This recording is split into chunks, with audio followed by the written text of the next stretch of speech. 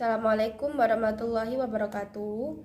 Saya Fadihatul Laili dari kelas Tadris Fisika 3A IAIN Tulungagung. Pada kesempatan kali ini saya akan menyampaikan materi yaitu hukum Newton. Pada kali ini kita akan membahas materi hukum Newton. Hukum Newton, hukum yang menghubungkan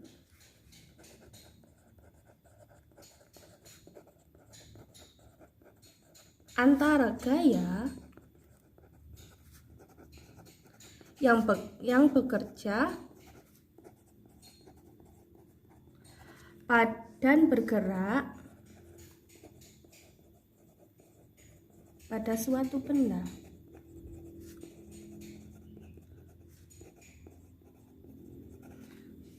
Hukum Newton sendiri ditemukan oleh Sir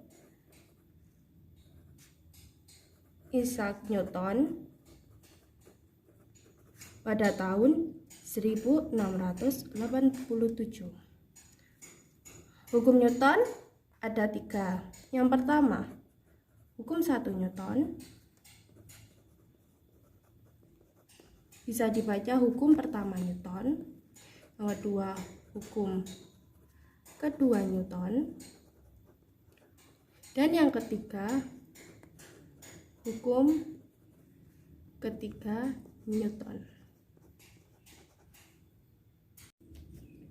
Yang pertama, hukum pertama Newton. Hukum pertama Newton dituliskan sigma F sama dengan 0. Nah, maknanya bisa dinyatakan jika resultan gaya yang bekerja pada benda sama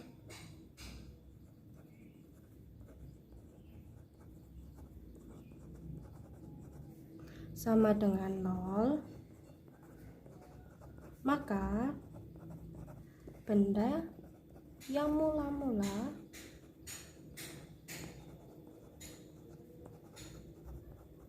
diam akan tetap diam.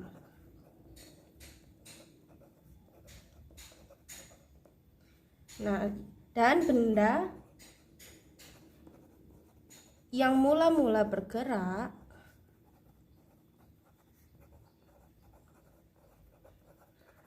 lurus beraturan akan tetap lurus beraturan dengan kecepatan konstan.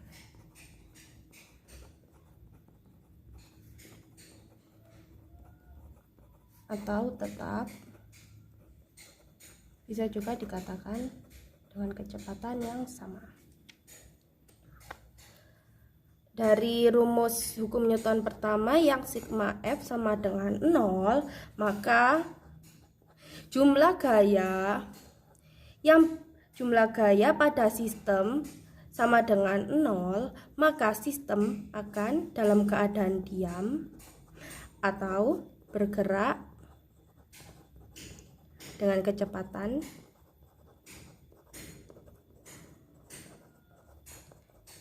tetap.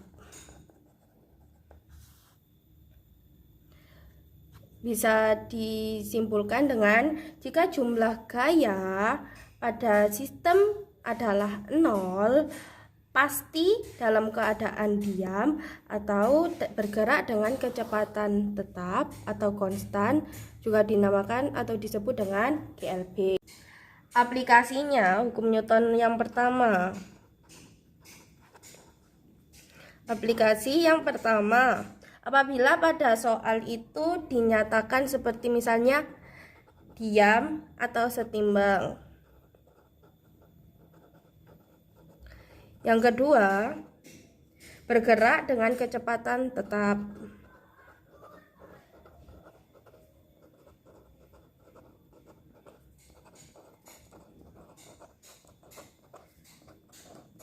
bisa dinamakan dengan konstan.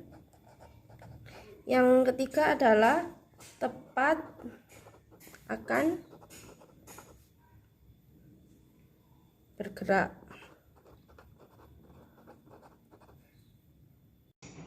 Nah, di sini ada soal kardus mie instan seberat W bergerak di atas bidang miring dengan kecepatan konstan. Apabila θ adalah sudut bidang miring dan N adalah gaya normal, persamaan dalam peristiwa tersebut. Nah, di sini kita gambar dulu. Misalkan ini kardus dan ini bidang miringnya. Terus di sini kita gambar dulu koordinat titik X dan titik Y.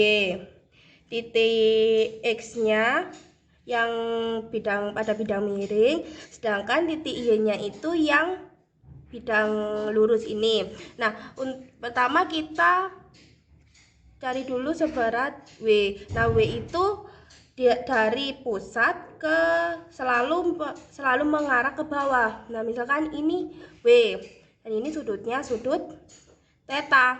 Nah, apabila sudutnya theta di sini, maka nanti sudut theta di sini juga kan ada sudut theta. Misalnya kan ini ditarik terus ke bawah. Nah, theta ini akan menghilang dan berpindah ke sini. Yuk.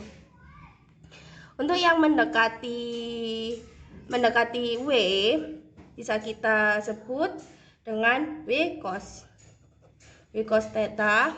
Dan sedangkan ini kan ini mendekati W. Yang mendekati itu dinamakan W cos theta, dan ini kan menjauhi sudut W. Menjauhi sudut W kan ini kalau ditutup ke bawah, yang ini akan mendekati W, yang ini akan jauh, tetap jauh. Nah, yang jauh dinamakan W sin theta. Nah, karena ini apabila dengan kecepatan gaya normal, kan V-nya konstan. Dan di sini kita ketahui F-nya. Terus kita pisahkan dulu, misalnya kita gambar yang ini yang terpisah dulu biar lebih mudah. Nah, ini yang negatif sama ini yang ini. Kan ini W-nya, ini W cos theta, yang ini W sin theta, dan yang ini FK-nya. Jadi kan yang ini yang awal tadi ini sistem gayanya, terus kita ambil gayanya, akan kita seperti ini. Nah, akan lebih mudah lagi kita luruskan dulu menjadi seperti ini. Nah, ini yang ke sini W cos theta. Nah, ini kan W-nya sebenarnya ini W, karena W-nya itu sudah dipecah menjadi W cos theta dan W sin theta, maka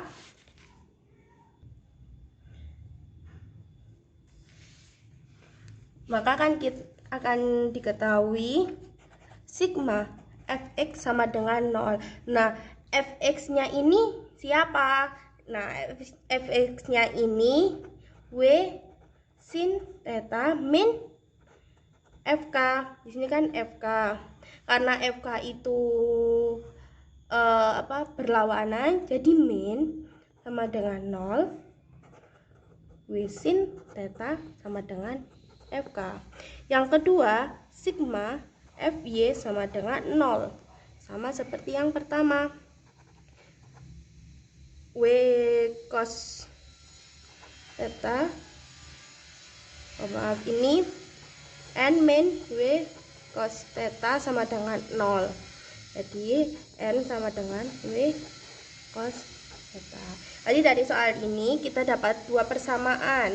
Yang pertama W sin theta sama dengan FK. Yang kedua N sama dengan W cos theta. Yang kedua, hukum kedua Newton. Pada hukum kedua Newton ini dituliskan sigma F sama dengan sigma M kali A. Dari rumus sigma F sama dengan sigma M kali A, bisa kita ketahui bahwa percepatan dari suatu benda akan sebanding dengan jumlah gaya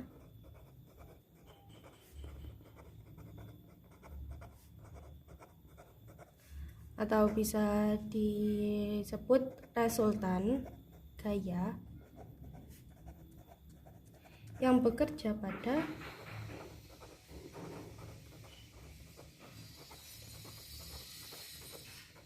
benda dan berbanding terbalik dengan masanya.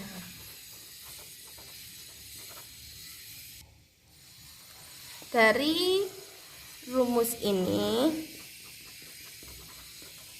selain diketahui bahwa percepatan dari suatu benda akan sebanding dengan jumlah gaya yang bekerja pada benda dan berbanding terbalik dengan masanya, juga diartikan dengan jumlah gaya yang bekerja pada sistem sama dengan jumlah massa pada sistem dikalikan dengan kecepatan. Jumlah massa dikalikan kecepatan dan bergerak dengan percepatan yang tetap.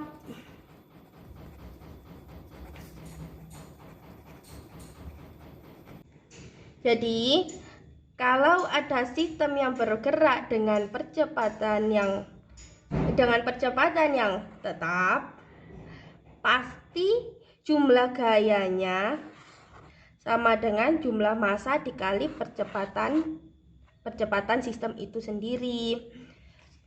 Dapat diaplikasikan dengan aplikasinya selalu dengan bergerak dengan percepatan tetap, atau bisa mungkin langsung ke percepatan benda itu. Hukum kedua Newton itu ada aturannya sendiri. Nah, pada aturan yang sigma F, nah untuk F semua gaya yang pada sistem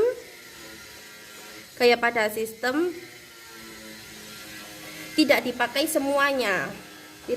semuanya, tetapi ada beberapa gaya. Yang pertama, gaya yang searah dan tidak searah.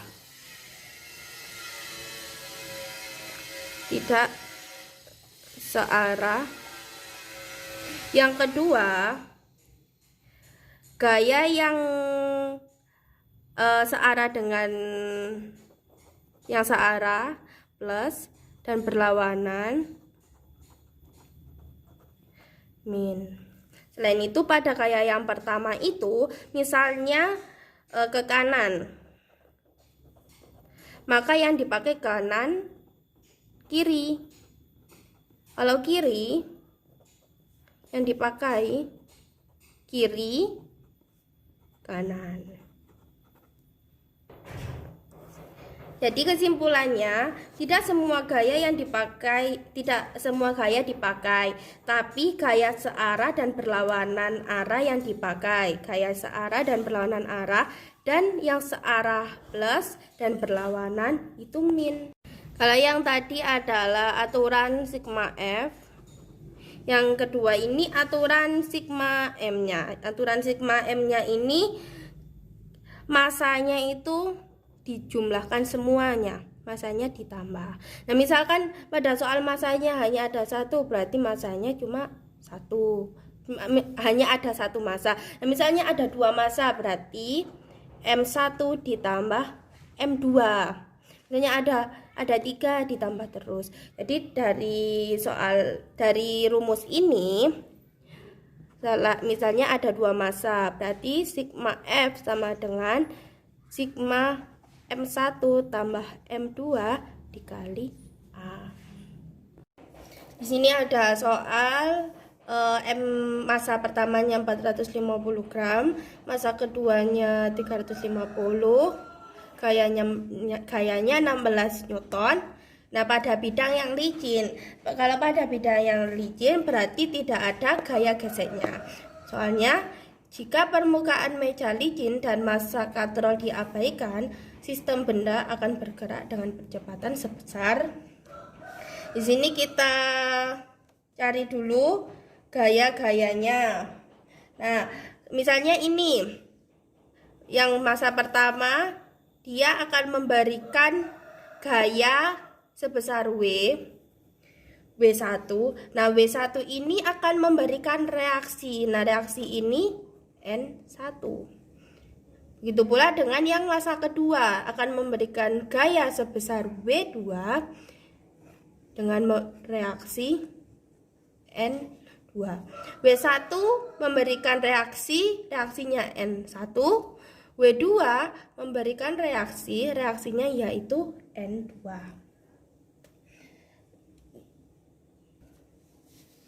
Nah, di M1 dan M2 ini akan percepatannya A. Begitu pula dengan yang gaya, percepatannya juga A. Dengan T-nya, kan apabila ini ditarik ke sana, kan kedua benda ini akan ibaratnya seperti bertumbukan. Nah, di situ akan menghasilkan gaya T. Nah, ini ke sini juga bertumbukan. T. Nah, kembali lagi pada aturan hukum Newton yang kedua. Hukum Newton kedua kan rumusnya sigma F sama dengan sigma M kali A. Nah, di aturan hukum Newton yang pertama itu kita yang berlawanan dengan gayanya min dan yang searah plus. Nah, misalnya ini F-nya. F kan searah berarti plus. Ini T kan arahnya ke sana, berarti ini min plus, ini min, ini plus. Jadi bisa kita tuliskan F min T plus T min T plus T sama dengan sigma. M-nya kan ada 2. Nah, di aturan yang kedua semua M ditambahkan, jadi M1 tambah M2 dikali A. Ini bisa kita langsung coret. F-nya sigma. M-nya kan 450 gram dan 350 gram. Ini dijadikan kilogram, jadi 0,45 ditambah 0,35 dikali A, karena A-nya kan yang dicari. Jadi di sini sigma F-nya 16. Ya, nilai F-nya 16, terus sigma 0,8 dikali A. Sigmanya dihilangkan juga tidak apa-apa. Jadi A 16 0,8 hanya sama dengan 30 meter sekon kuadrat. Jadi pada permasalahan ini hanya sebesar 0,3 meter sekon kuadrat. Yang selanjutnya hukum 3 Newton. Nah, hukum 3 Newton ini definisi dari hukum 3 Newton, yaitu jika benda pertama memberikan gaya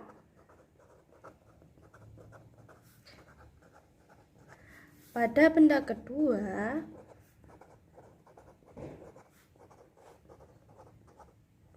lalu benda kedua akan memberikan gaya pada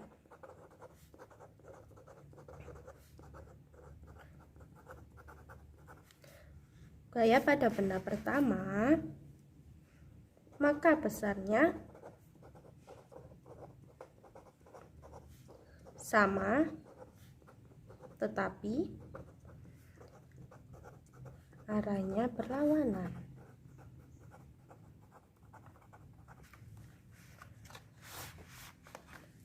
Di hukum 3 Newton ini, jika benda pertama memberikan gaya pada benda kedua, maka benda kedua akan memberikan gaya pada benda pertama, maka besarnya sama tapi arahnya yang berlawanan.